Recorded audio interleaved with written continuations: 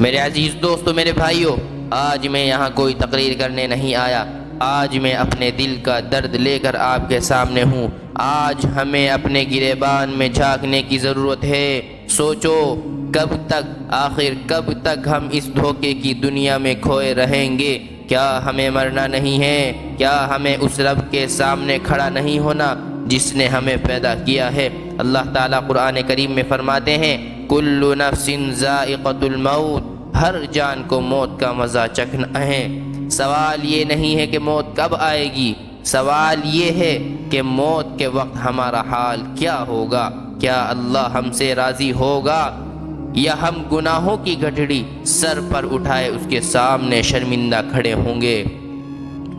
آج ہماری آنکھیں بند ہیں، ہم سمجھتے ہیں کہ یہ رونقیں، یہ موبائل، یہ دولت ہمیشہ رہے گی۔ ہم گناہ کرتے ہیں اور سمجھتے ہیں کہ کوئی دیکھ نہیں رہا۔ میرے بھائیوں، وہ دیکھ رہا ہے، وہ تب بھی دیکھ رہا تھا جب تم نے اندھیرے کمرے میں گناہ کیا، وہ تب بھی دیکھ رہا تھا جب تم نے کسی کا دل دکھایا، لیکن اس کی شان دیکھو، اس نے تمہارا پردہ فاش نہیں کیا، اس نے تمہارا رزق بند نہیں کیا۔ وہ انتظار کر رہا ہے کہ کب میرا بندہ پلٹ کر کہے گا، یا اللہ، میں تھک گیا ہوں گناہ کر کر کے، مجھے معاف فرما دے۔ بخاری اور مسلم کی مشہور حدیث ہے، بنی اسرائیل میں ایک شخص تھا جس نے 99 قتل کیے تھے۔ اس نے ایک عابد سے پوچھا، کیا میری توبہ قبول ہوگی؟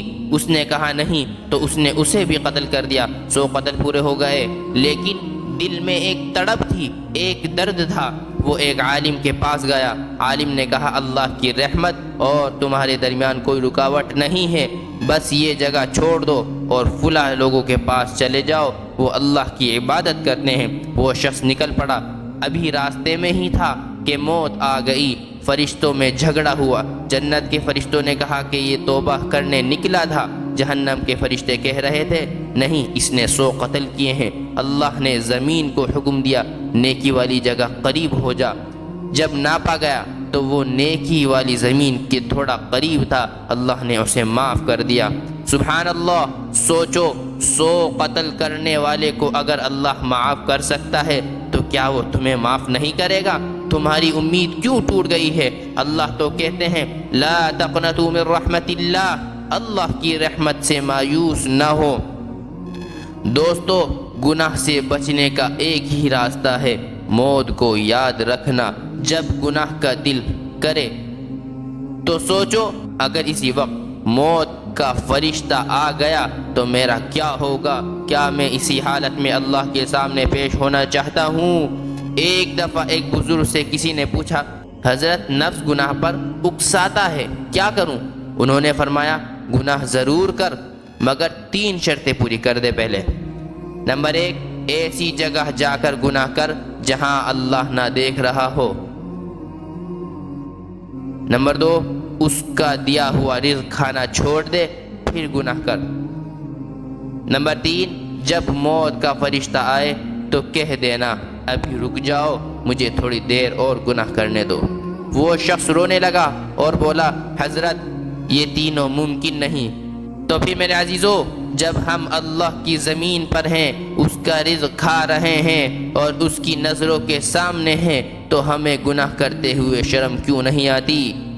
فضیل بن عیاض شروع میں ایک ڈاکو تھے۔ ایک رات وہ ڈاکہ ڈالنے کے لیے ایک دیوار پر چڑھے، اندر سے کسی کے قرآن پڑھنے کی آواز آئی۔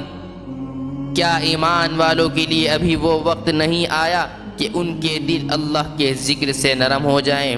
یہ آیت تیر کی طرح ان کے دل میں لگی، دیوار پر ہی چیخ اٹھے، یا اللہ، وہ وقت آ گیا ہے، میں توبہ کرتا ہوں۔ وہ اس دن سے ایسا بدلے کہ وقت کے بہت بڑے ولی بن گئے۔ کیا ہم تیار ہیں؟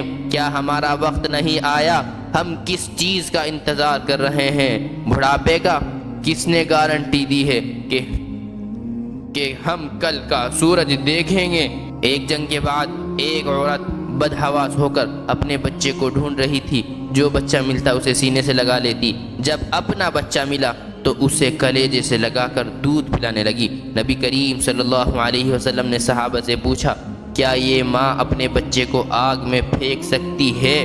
صحابہ نے کہا ہرگز نہیں حضور۔ آپ صلی اللہ علیہ وسلم نے فرمایا اللہ اپنے بندوں پر اس ماں سے بھی زیادہ مہربان ہے۔ وہ رب تم سے پیار کرتا ہے، وہ چاہتا ہے کہ تم پلٹ آؤ، وہ تمہاری سسکیوں کو سننا چاہتا ہے۔ رات کے اندھیرے میں جب سب سو رہے ہوں ایک بار اٹھ کر اس سے بات تو کرو، اس سے کہو مولا میں گنہگار ہوں، میں بدکار ہوں، لیکن تیرا بندہ ہوں، میرے پاس کوئی ٹھکانہ نہیں تیرے سوا، اللہ معاف فرما دے۔ اللہ سے دعا کریں کہ مولا ہم تیرے در پر بھکاری بن کر آئے ہیں، ہمارے گناہ پہاڑوں سے زیادہ ہیں، ہماری غلطیاں بے شمار ہیں، ہم نے تیری نافرمانی کی، ہم نے نماز قضا کی، ہم نے لوگوں کا دل دکھایا، یا اللہ ہم شرمندہ ہیں، ہمارے چہرے سیاہ ہیں، اگر آج تو نے ہمیں نہ بخشا تو ہم کہیں کے نہیں رہیں گے، یا اللہ ہم نے سنا ہے کہ تو ٹوٹے ہوئے دلوں میں رہتا ہے، آج ہمارے دل ٹوٹے ہوئے ہیں، ہم تھک گئے ہیں گناہ کر کر کے، مولا ہماری آنکھوں کو وہ آنسو عطا کر دے جو جہنم کی آگ کو ٹھنڈا کر دیں، ہماری موت کو سکون والی موت بنا دے، جب ہم قبر کے اندھیرے میں اکیلے ہوں تو مولا ہمیں تنہا نہ چھوڑنا، یا اللہ جو بیمار ہیں انہیں شفا عطا فرما، جو قرض دار ہیں ان کا قرض ادا فرما، اور سب سے بڑی بات یا اللہ ہم سے راضی ہو جا، ہمیں وہ راستہ دکھا جو تیری طرف جاتا ہو، ہم گنہگار ہیں مگر تیرے ہیں، ہمیں اپنے در سے خالی نہ لوٹا۔